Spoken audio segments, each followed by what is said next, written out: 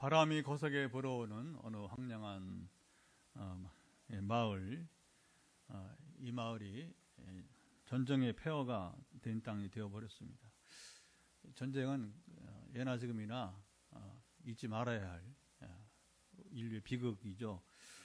한때는 평화로웠던 곳이었지만 이제는 폭군, 군대가 지금 이제 점령하고 있는 마을이 되어버렸어요. 거리는 황폐했고 사람들은 두려움 속에서 웅크리고 있었습니다. 오늘날 저 아프가니스탄 같은 그렇죠. 또 지금 우크라이나 아직 전쟁 중에 있지만 뭐 이런 폐허가 된 지역을 말하게 됩니다. 어느 집 앞에서 노인이 힘없이 중얼거렸습니다. 이 땅에 우리 왕은 어디 계신가? 우리는 영원히 이들의 지배 아래서 살아가야 하는가? 사람들은 왕을 기다렸습니다. 오래전 이 땅에는 참된 왕이, 선한 왕이 있었습니다. 그는 정의롭고 백성을 사랑했습니다. 하지만 사람들에게 배신당하고 그 왕은 이 땅을 떠나버렸습니다. 자, 이 마을 사람들에게는 한 가지 소망이 유일하게 남았습니다. 그들이 그 왕이 떠날 때 백성들에게 약속한 말이었습니다. 내가 다시 올 것이다. 그리고 지금 이 땅은 반드시 회복이 되리라. 자, 세월이 흘러가며 그 말을 믿는 사람들이 점점 줄어갔습니다. 세상은 다 그런 거예요. 하나님이 주신 약속이라 할지라도 그것을 세월이 가면 동일하게, 하나님은 신실하고 변함이 없으시기 때문에 우리도 신실하고 변함없이 약속을 믿어야 되는데 되게 그렇지 못하다고 하는 것이죠. 사람들은 대부분 폭군에게 굴복했고 이렇게 말했습니다. 왕은 돌아오지 않아. 이미 늦었어. 지금 중요한 건 우리가 살아남는 것이야. 폭군에게 충성하자. 자, 어느 날 거친 구름이 갈라지며 하늘이 열렸습니다. 저 멀리서 하늘에서 백마를 탄 분이 나타나셨어요. 그의 눈은 이 사람의 눈이라기보다는 이제 사람 형상처럼 생겼지만 이제 불꽃처럼, 눈은 이 불꽃처럼 타올랐고 그의 옷자락은 피로 이제 물들어 있었습니다. 그의 머리에는 면류관이 빛나고 있었습니다. 사람들은 숨을 여기 죽였습니다. 그리고 한 사람이 무릎을 꿇으며 외쳤습니다. 그분이 오셨습니다. 드디어 우리의 왕이 돌아오셨습니다. 그분이 누구냐? 16절 한번 읽어보겠습니다. 자, 16절 보면 그분은 시작 그 옷과 그 다리에 이름을 쓴 것이 있으니 만왕의 왕이요 만주의 주라 하였더라. 그는 세상을 심판하고 공의를 세우실 참된 왕이십니다. 사도 요한 시대 사람들은 선택해야 했어요. 자, 그들이 이제 다시 오마 약속하신 바로 만왕의 왕을 맞이할 것인가, 아니면 로마 황제와 같이, 저 네로와 같이, 그리고 지금 요한 시대는 네로 못지않게 아주 악랄한 그런 악독한 왕이었던 도미시안 왕과 같이 그들에게 이제 굴복하고 끝내 그들과 더불어 멸망할 것인가. 자, 오늘 본문은 바로 우리 왕의 귀환을 선포하는 여러분 말씀입니다. 예수 그리스도께서 다시 오시는 날, 여기 집중해야 됩니다. 여러분, 우리는 어디에 서 있을 것인가? 백마를 타고 다시 예수님을 기다리며 준비하는 자가 될 것입니까? 아니면 세상의 유혹에 빠져 그냥 세상 살이 다 그런 거지 뭐. 태중가요 가요 여러분, 그 가사처럼 세상 살이 다 그런 거지 뭐, 이렇게 성도들이 말하면 안 되는 거예요. 그건 하나님 모르는 세상 가수가 부른 노래가 되는 것이고요. 사도 요한은 왜 다시 오실 예수님을 백마를 타고 오시는 왕으로 표현했는지 궁금합니다. 백마를 타고 오실 우리 왕은 어떻게 세상을 이제 심판하시고 그렇죠? 승리하실지도 궁금합니다. 우리는 다시 오실 주님을 맞이할 준비를 이게 또 중요합니다. 우리 자세가 능동적이고 적극적으로 우리가 해야 해요. 예수님의 재림은 머나먼 전설 이야기가 여러분 아닙니다. 그날은 반드시 옵니다. 그분이 오실 때 우리는 기쁨의 잔치에 참여할 것인지 심판의 두려움에 여러분 속에 있을지, 오늘 우리의 선택에 달려 있습니다. 반드시 양자택일의 날이 여러분 오게 된다는 거예요. 이제 오늘 본문 말씀으로 들어가 봅니다. 백마를 타신 왕이 여러분 오십니다. 자, 종말에 대전쟁이 있을 것입니다. 최후의 우리가 말하는 영적인 전쟁입니다. 자, 17절 18절 한번 읽어보도록 할까요? 그 전쟁은 어떤 것인지, 또 내가 보니 한 천사가 태양 안에 서서 공중에 나는 모든 새를 향하여 큰 음성으로 외쳐 이르되 와서 하나님의 큰 잔치에 모여 왕들의 살과 장군들의 살과 장사들의 살과 말들과 그것을 탄 자들의 살과 자유인들이나 종들이나 작은 자나 큰 자나 모든 자의 살을 먹으라 하더라.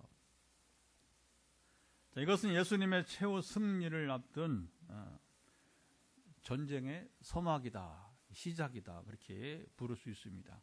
흥미로운 것은 전쟁이 시작되기 전에 이미 결과가 여러분 정해져 있다는 것이에요. 최후의 전쟁이 시작되기도 전에 열린 승리의 축제 이야기입니다.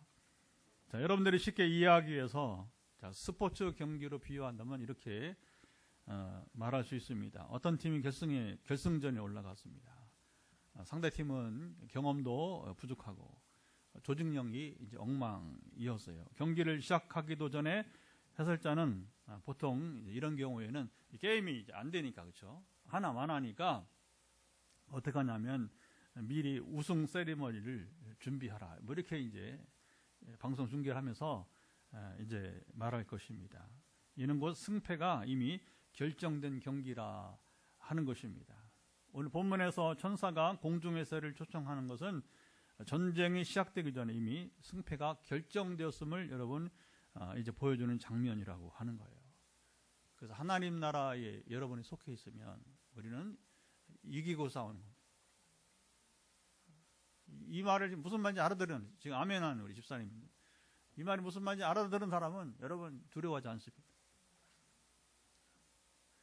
저는 특별히 이제 우리 교회의 고유의 사역이 되어버린 선교지 순회 사역, 거의 이제 신학대학 중심으로 하다 보니까 이번처럼 또 주일을 지내고 이렇게 할 때에는 또 부흥회도 하니까 이제 교회도 만나기도 하지만 거의 많은 시간에 저희 강의를 듣고 부흥회에 참석하는 애들은 신학생들.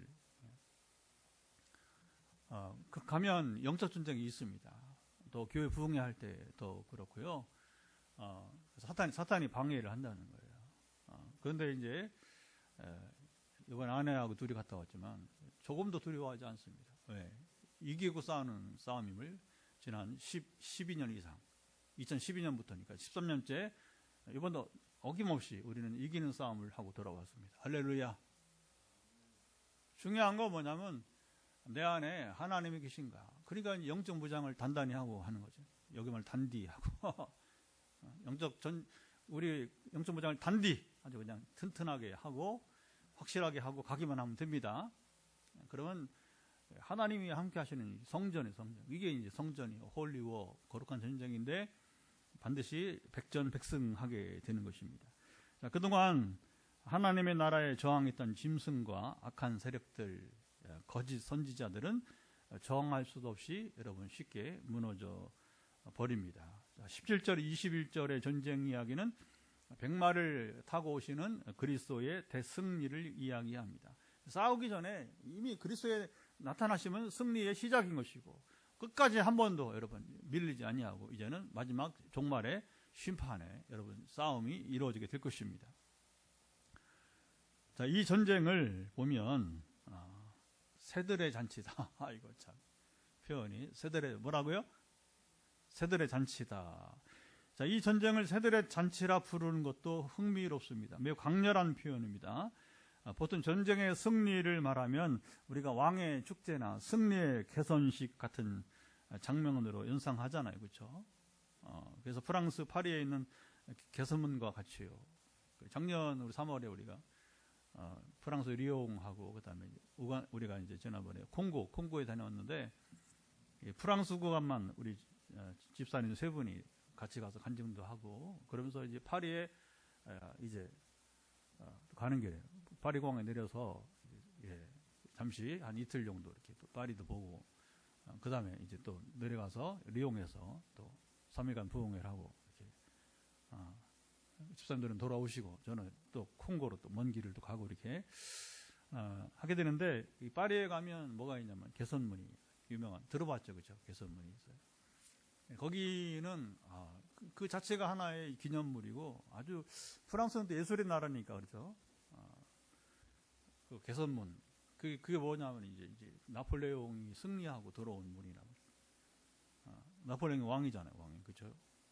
그걸 중심으로 해서 이제 여러 예술 작품이니까 어떤 단순한 그냥 문이 아니라 그게 이제 어쨌든 꽤 유명한 명작이 되니까 이제 파리에 가면 항상 관광 코스가 한 군데가 되게 되는 것이죠.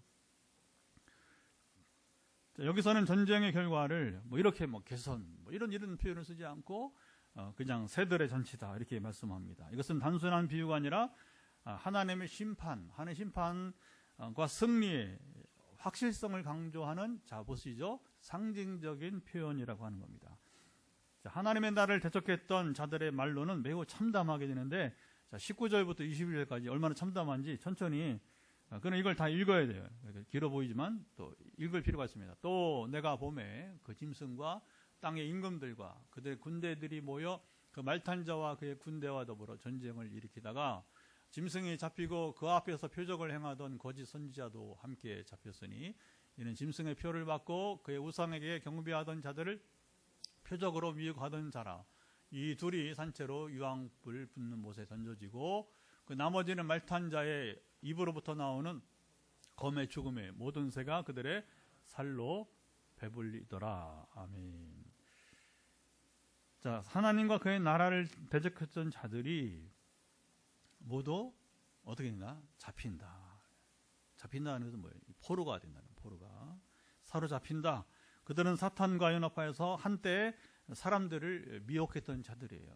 사탄도 여러분 영물이니까 약간의 신비를 행한단 말이에요. 그래서 그 신비를 가지고 뭐 장난질을 하잖아요. 그래서 기독교만 뭐 이제 하나님 있느냐 하면서 우리도 신이 있다 하면서 이제 신이라봤자 귀신이지 뭐예요.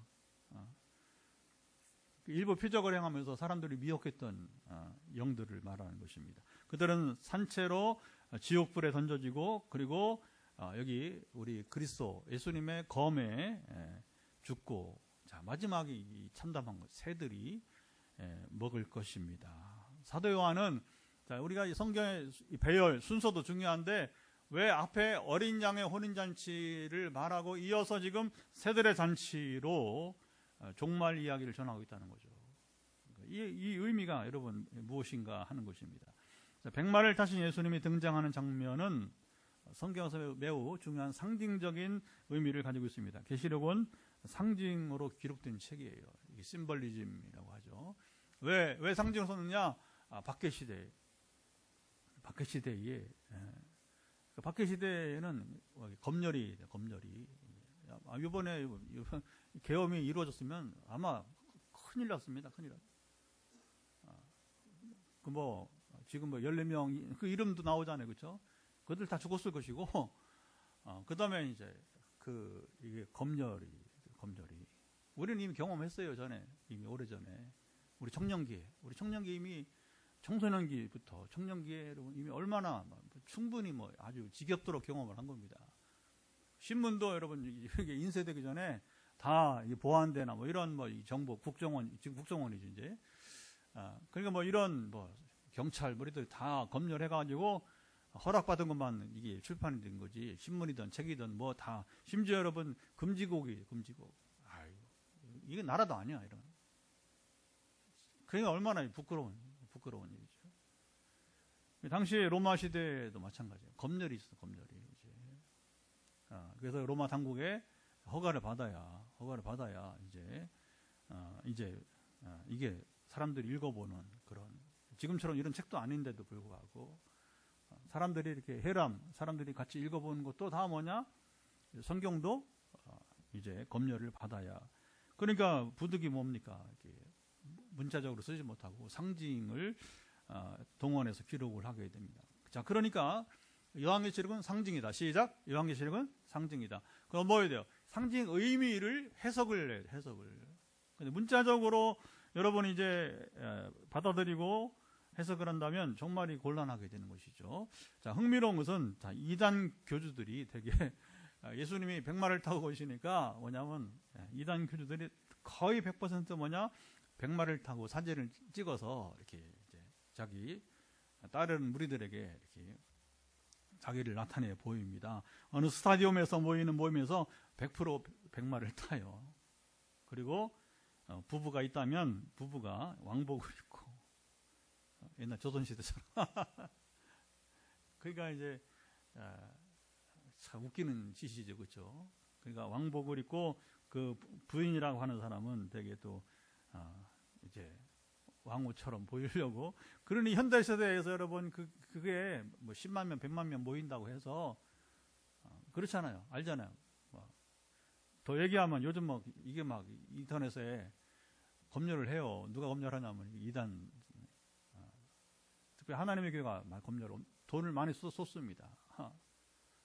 육가전이 괜찮을 거예요. 왜냐하면 내리라고 하니까. 안 그러면 법정 다툼을 하겠다고 하니까. 그래 이제 서울에 잘하는 변호사가 있어서 이제 저 고려대학교 나오고 아주 좋은 우리 형제가 있는데 한번 문의를 했어요. 내가 이걸 어떻게 대처해야 되냐. 목사님 내리고 마세요. 그래.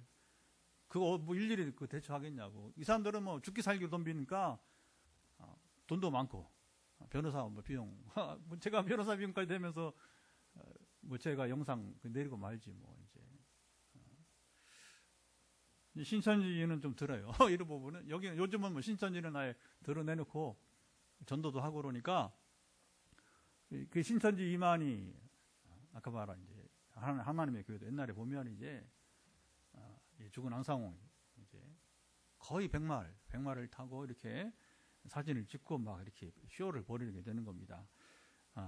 자, 고대 로마와 유대 문화에서 백마는 승리와 정복을 의미했어요. 자, 로마 시대에는 전쟁에 승리한 장군이 개선식, 요즘 퍼레이드죠, 퍼레이드. 개선식 퍼레이드에서 백마를 타고 입성했습니다. 백마는 강한 힘과 그리고 통치를 상징하고 특별히 전쟁에서 승리한 자의 마차를 끄는 그 말로 사용되었습니다. 자, 그러니까 백마는 뭐예요? 승리다 하는 거다. 이렇게 의미가 있습니다.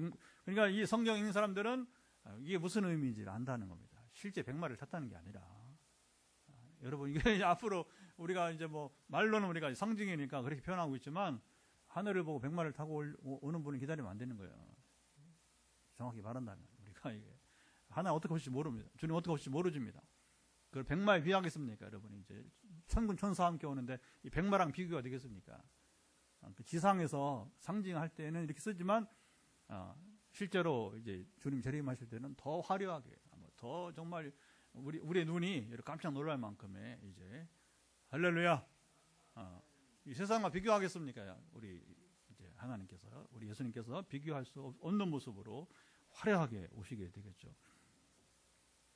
자, 예수님이 백마를 타고 오신다는 것은 그분이 최후 승리자로 등장하심을 다시 강조합니다. 상징으로 의미하는 것 뿐입니다.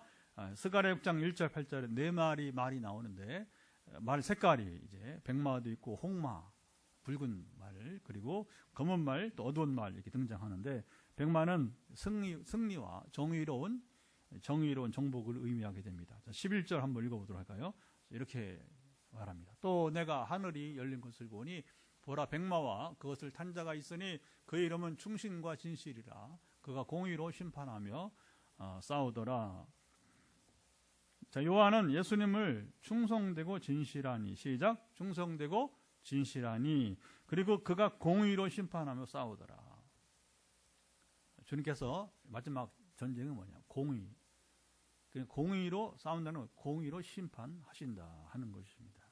자, 백마를 타신 예수님은 불의한 세상을 정의롭고 공의롭게 심판하는 왕이십니다. 이는 선지자 스가랴의 스가랴 아시죠? 학개 스가랴 말라기 마지막 이제 스가랴와 시편에서 예언한 의로운 왕 메시아 모습과 연결되고요. 자, 시편 45편 4절 5절 왕은 진리와 온유와 공의를 위하여 왕의 위엄을 세워줘서.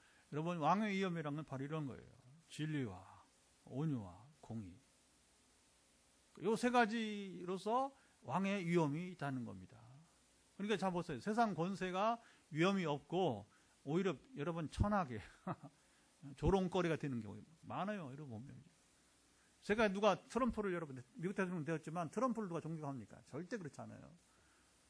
아, 나는 참 세상이 지금 어떻게 돌아가는지 몰라 지금. 어떻게 그런 사람이 재선을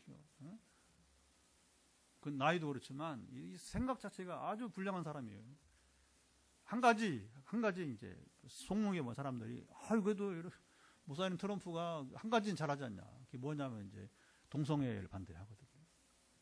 여러분 한국계랑 비슷한 점이 있어요. 뭐 이런 점이 있어요. 한 가지만 온 가지를 다 포함하면서 본인들 성적인 죄를 얼마나 보면서 트럼프가 회개도 안 하고 인정도 안 하고 이제 아내가 몇 번째예요 지금 아내가 추하단 말이야. 근데 이제 이게 뭐냐 기독교인들의 마음을 끌기 위해서 한 가지 동성애 여러분이 이제 정죄하면 답니까? 그건 한 가지밖에 안 되는 거예요. 하나님의 수많은 계명 가운데 하나밖에 안 되는 나머지 여러분 계명이 612개 더 있는데 가령 613개 가운데 612개 더 있는데 그 한 가지만 딱 해놓고서는 나머지 행하는 것은 뭐 하나님 없는 사람보다 더 못한 그런 삶을 살고 그리고 세계를 막 어지럽게 또 어렵게 하잖아요, 그렇죠? 우리나라도 막 지금 철강, 포스코 여기 큰일 났어요. 25% 관세 내라고 그냥 그런 게 있어요. 여러분 모든 게 다 타협을 하고 이렇게 하는 건 일방적으로.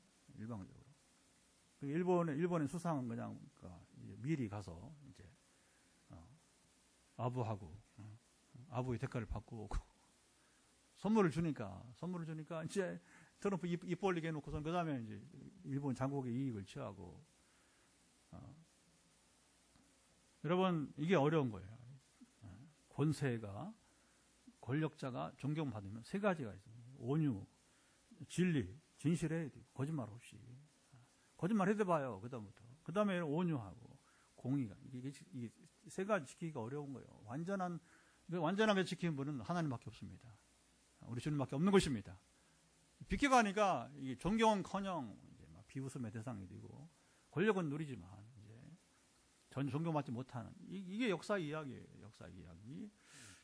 시편 이사야 11장 4절은 공의로 가난한 자를 심판하며 정직으로 세상의 겸손한 자를 판단할 것이며 그 입에 막대기로 세상을 치며 이게 이제 우리 주님의 모습이 되게 됩니다. 예수님은 초림 때에는 겸손한 모습으로 나귀를 타고 오셨지만 스가랴 9장에서 예언을 하고 마태복음 21장에서 그 실제 이루어졌음을 증거하고 있고요. 재림 때에는 백마를 타고 왕으로 오셔서 세상을 통치하시고 심판하시게 될 것입니다. 이는 예수님이 겸손한 종에서 그쵸 이 땅에 오실 때는 우리를 위해서 속죄의 양으로 오신 것이니까 섬기는 자로 주님 군림하러 오신 게 아니라 섬기러 그래야 우리를 구원만 하시니까 그러나 이제 다시 오실 주님은 더 이상 겸손할 필요가 없어요. 이제는 심판의 주님으로 당당하게 이 모든 우주의 통치자로 여러분 당당하게 임하시게 될 것입니다. 정복자로서 최후 승리를 여러분 이루게 된다는 것이죠. 사도 요한은 오늘 본문의 새들의 잔치에 앞서 어린 양의 혼인잔치 이야기를 여러분 소개했습니다. 어린 양의 혼인잔치는 9절에 나오는데 예수님과 함께 승리한 성도들이 참여하는 이게 이제 기쁨의 잔치가 되는 거죠. 신부는 교회를 말하고 신랑은 예수님, 그렇죠. 영원히 함께하는 영광스러운 순간이 되는 겁니다. 우리가 이 잔치 자리에 들어가야 우리의 영생을 누리고 영원한 하나님 나라를 여러분 누리게 될 것입니다.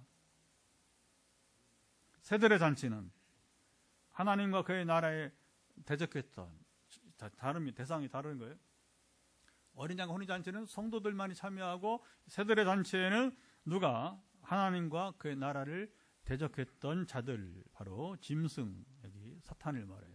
그리고 그를 따랐던 자들 요즘 말하는 교주들 여기서는 거짓 선지자들 그들이 패배하여 심판을 받는 모습이 되는 것입니다. 자, 죽은 자들의 시체가 공중의 새들의 먹이가 되는 이야기예요. 주님께서도 종말 강화를 통해서 종말 강화는 뭐냐면 주님께서 종말에 대비하라. 종말에 대해서 가르치신 것이 있어요.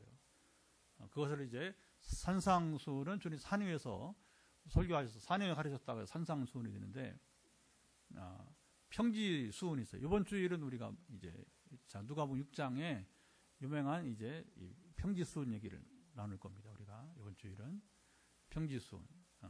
그 주님이 평지에서 설교하시고 산에서 설교하시고 그렇죠. 근데 주로 이것은 뭐냐면 이제 하나님의 나라 시민들이든 우리가 어떻게 살아야 되느냐. 그러니까 이게 내용이 이제 조금씩 다른 거예요. 종말광화는 뭐냐면 주님이 이제 마지막 십자가를 앞에 두고서 너희도 대비하라 하면서 주님이 오시기 전에 일어날 일들을 영적인 대비를 우리가 여러분 미리 알아야 대비할 거 아닙니까? 전쟁은 여러분 준비한 자만이 여러분 싸울 수가 있는 거예요. 준비하지 못하면 어떻게 해요? 우리 6.25 때처럼 그냥 속수무책으로 그냥 그 인민군에게 밀려 우리가 하듯이 우리가 사탄과 전쟁에 아까 말했지만 무장을 안 하고 하면 그러니까 이제 그 하나님 우리 교회를 보내는 이유는 영적 무장을 하라고 하는 거예요. 어떻게 하는지 가르쳐주고 그리고 그 승리 현장을 보게 하시고 할렐루야. 승리 현장을 보게 하시고 학생들이 신학생들이 이렇게 역사하는구나 하면서 하나님이 이제 그걸 가르치러 그걸 이제 뭐라고 하냐면 이제 뭐 제가 보여주겠어요. 그런데 이제 나를 부르는 사람들만 그걸 보여달라고 하는 거예요. 그러면 이제 내가 보이나요? 하나님이 보이시는 거지. 아멘. 우리가 뭐 할 수 있는 게 뭐가 있어요? 아무것도 없죠. 주님이 종말 강화에서도 이 주검이 있는 곳에 시체가 있는 곳에 독수리가 여러분 있다. 새들이 잔치를 한다는 거예요. 마태복음 24장 28절. 자, 어린 양 혼인잔치와 새들의 잔치 이 두 가지 잔치는 결혼식 피로연과 전쟁터의 만찬을 전혀 다른 분위기와 전혀 다른 이야기를 하고 있는 것입니다. 한쪽은 기쁨과 축복의 식탁이고 그렇잖아요. 결혼식 끝나고 여러분 누가 슬퍼합니까? 다 기뻐하고 다 즐거워하고 축하한다고 그리고 하객들도 와서 여러분 다 즐거이 얘기하고 누가 거기서 여러분 이제 이상한 소리 합니까? 다 잔치인데 그렇죠? 그런데 다른 쪽은 새들의 잔치는 전쟁 결과로 황폐한 땅에서 새들이 먹이를 찾는 장면이에요. 사도 요한이 이 두 가지 잔치를 한꺼번에 소개하는 것은 자 보십시다. 사람들은 두 가지 잔치 중에 한 자리에만 초대받게 될 것이다. 여러분 이 진리를 선포하는 것입니다. 우리는 어린 양의 혼인잔치에 참여하는 자들이 여러분 되시기 바랍니다. 새들의 잔치 이야기는 우리가 읽기에 이 구절이 너무 잔인해요. 그렇잖아요. 여러분 생각해보세요. 사람의 몸이 이게 뭐 짐승을 얘기가 아니에요. 뭐 짐승이 먹는다. 뭐 그거야 뭐 곰 같은 동물양 것 보면 뭐 곰을 또 잡아먹어요. 또 이게 배고프고 그러면 이제 다른 새끼 이제 막 이제 그냥 죽이기만 하는 게 아니라 그 동족을 잡아먹어요. 이 짐승의 세계는. 근데 여러분 이 사람이 죽어서 이제 새들에게 여러분 먹이가 된다. 이게 얼마나 참담한 여러분 너무 잔인한 얘기잖아요, 그렇죠? 이 말씀은 단순한 폭력적 묘사가 아니라 잘 들으셔야 돼요. 하나님의 공의로운 심판이라는 점을 기억해야 됩니다. 성경에서는 전쟁 후에 왜 새들의 잔치가 되냐면 보통 전쟁 후에 여러분 그렇잖아요. 사울 왕이 죽으니까 이스라엘 사람들 용맹한 사람들이 어떻게 합니까? 사울 왕의 이제 시신을 거두러 요나단하고 그렇죠? 그래서 잘 들어갑니다. 이거 어려운 거예요. 지금 전쟁에 졌는데 왕도 죽고 근데 이스라엘 용맹한 여러분 사나이들이 뭐냐면 그래도 자기 왕이었기 때문에 왕과 왕자의 시신을 거두러 달려들어가는 거예요. 그리고 여러분 이제 시신을 수습해 오는 거예요. 그래도 사울과 요나단은 행복한 거예요. 왜냐하면 그래도 자기 전쟁에서 죽임을 당하고 패배했지만 그러나 자기들의 시신을 거두는 자가 있었기 때문에 그런데 지금 이 상황은 뭐냐? 얼마나 지금 이제 우리 주님께 지금 아까 말한 이런 악인들이 심판을 당했는지 그들의 시신조차 거둘 자들이 없으니까 누가 처리한다? 그 시신을 바로 새들이 와서 먹이가 되는 말씀한 것을 볼 수가 있습니다. 예레미야 7장 33절 이 백성의 시체가 공중에 새와 땅의 짐승이 먹이가 될 것이나 그것들을 쫓아 줄 자가 없을 것이고 이게 바벨론에게 이제 여러분 멸망한 다음에 유다 왕국 이야기예요. 에스겔 39장 4절 너와 내 모든 때와 나와 함께한 백성이 다 이스라엘의 산 위에 엎드러지리라. 내가 너를 각종 말짐승과 들짐승에게 넘겨 먹게 하리니. 고대 전쟁에서는 패배한 군대가 철수한 후에도 이렇게 시신조차 수습할 사람을 남기지 않는 경우가 있어요. 왜냐하면 이제 산 사람 잡아가는 거예요. 왜냐하면 잡아가야 노예로. 지금처럼 뭐 기계가 있고 그러면 우리는 요즘 그렇잖아요. 외국인이 오면 이거 골칫덩어리요. 서로 안 받으려고 해요. 서로 안 받으려고. 옛날에는 뭡니까 이게? 옛날에는 그냥 막 지금 미국에 보면 막 트럼프가 중남미에서 온 막 또 한인들도 마찬가지고 이제 뭐 분류를 확실하게 해서 이제 못 살게 하겠다. 못 살게 하겠다. 이민 안 받겠다는 거잖아요. 그렇죠? 정식 이민도 이제 까다롭게 하겠다. 하물며 불법 이민자들은 완전히 그냥 전쟁 포로 다루듯이 수갑을 채워서 이렇게.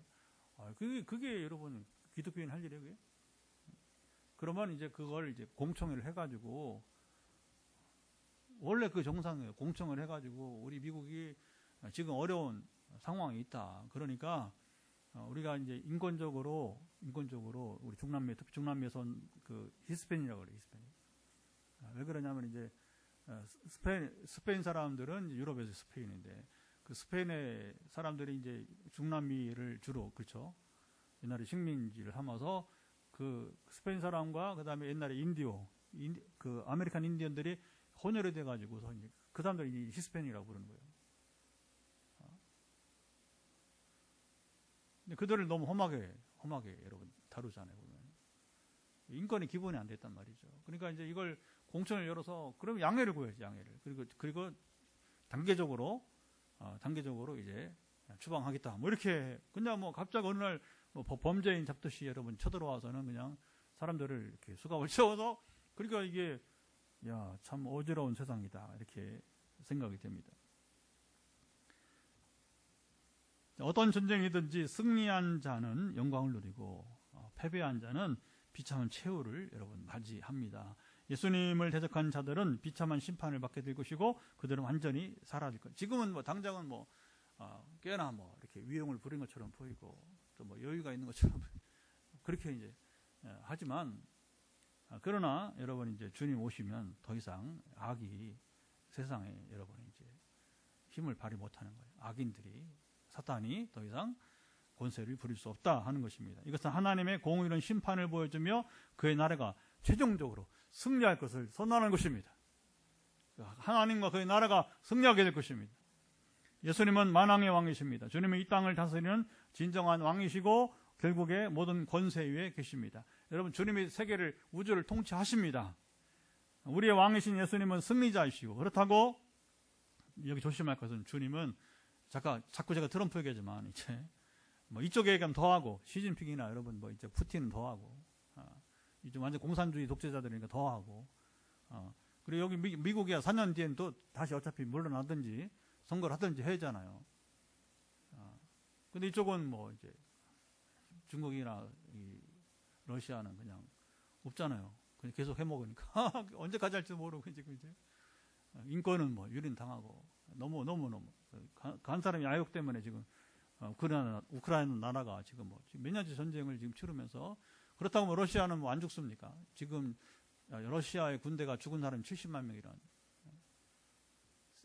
이쪽 저기 우크라이나도 뭐 만만치 않고 거기 북한군은 왜 깨돌아가서 거기 죽고 있고 정말 좀 역사가 지금 아주 어지러운 종말인지 진짜 아주 불행한 일들이 참 많이 있지 않습니까? 보면 주님은 폭군이 아니라고 하는 거예요. 그분은 공의롭고 자비로운 왕이십니다. 그분을 따른다는 것은 단순한 복종이 아니라 영광과 기쁨을 함께 여러분 이제 즐길 것입니다. 자, 우리는 세상의 권력과 유혹이 아니라 참된 왕이신 예수님께 충성을 다해야 합니다. 가치 없는 존재에게 우리 몸을 던지는 자는 매우 어리석습니다. 지금 뉴스를 보니까 한 사람이 희한한 소리를 해가지고서 자기 몸을 던지겠다고. 내가 그랬어요. 이놈아, 아무에게나 자기 몸을 던진 게 아니다. 정신 차리라고. 가치 있는 존재에게, 의로운 자에게, 선한 자에게, 여러분 로마서 5장 보면 예수님은 죄인 우리를 죽으셨지만 그러나 그 앞에는 뭐라고 합니까? 혹 선인을 위해서, 의인을 위해서 자기 몸을 그렇죠? 그런 가치가 없는 자에게 몸을 던지기는 한심한 인생들이 많아요. 이제 보면. 어쨌든 여러분 이제 세상 권력이 악의 세력이 잠시 여러분 이제 승리한 것처럼 보여도 최후 승리는 우리 주님께 있습니다. 우리 신앙이 때로 세상에서 핍박받고 억압받더라도 결국 우리는 여러분 승리자 예수님과 함께 할 것입니다. 그래서 아까 처음에 이걸 이기는 싸움, 이기고 싸우는 싸움이다. 하나님의 심판과 공의는 반드시 이루어집니다. 지금은 세상에 악이 판치는 것처럼 보이지만 하나님 반드시 악한 세상, 악인을 심판하십니다. 하나님의 공의는 완전하며 마지막 날 예수님이 승리자로 오셔서 모든 악을 여러분 심판하시게 될 것입니다. 우리는 백마를 타고 오시는 예수님을 기다립니다. 주님은 겸손한 나귀를 타신 초림의 과 달리, 그렇죠? 그때는 아무도 모르고 은밀하게 그냥 여러분 저 베들레헴의 목자들이나 알게실이 오셨지만 그러나 재림이 때는 다르다는 거죠. 모든 사람, 특히 악인들도 막 그걸 보고서 심판을 당하고 두려워 떨고 우리는 막 즐거워 축제를 벌이고 여러분 기쁨으로 마라나타 하면서 우리가 아멘 주 예수 어서 오시옵소서 할렐루야. 지금 이 순간 우리는 결정을 내려야 됩니다. 주님이 오실 때 기쁨으로 맞이할 준비가 여러분 되었습니까? 아니면 세상에 속하여 두려움에 여러분 떨게 될 것입니까? 여러분 그날이 오고 있습니다. 아직 시간이 있을 때 주님 편에 서십시오.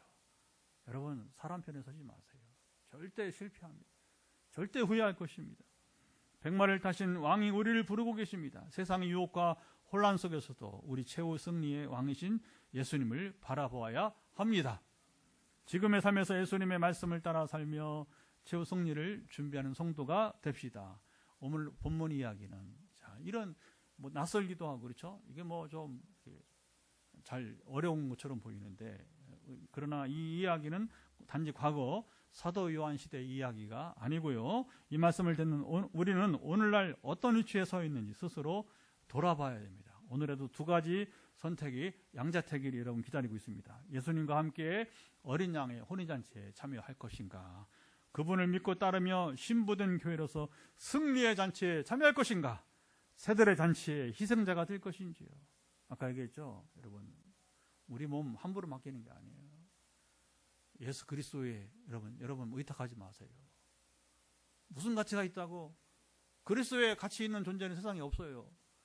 여러분 아무리 세종대왕이나 우리가 소위 말 인수시신 하더라도 우리가 여러분 이제 몸을 드릴 그들이 아니고 세상 누구도 다시 한번 경고합니다. 잘 들으세요.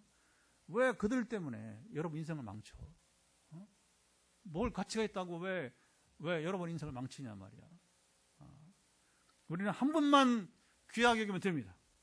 한 분만 잘 모시고 살면 될 것입니다. 한 분 편에만 속해 있으면 될 것입니다.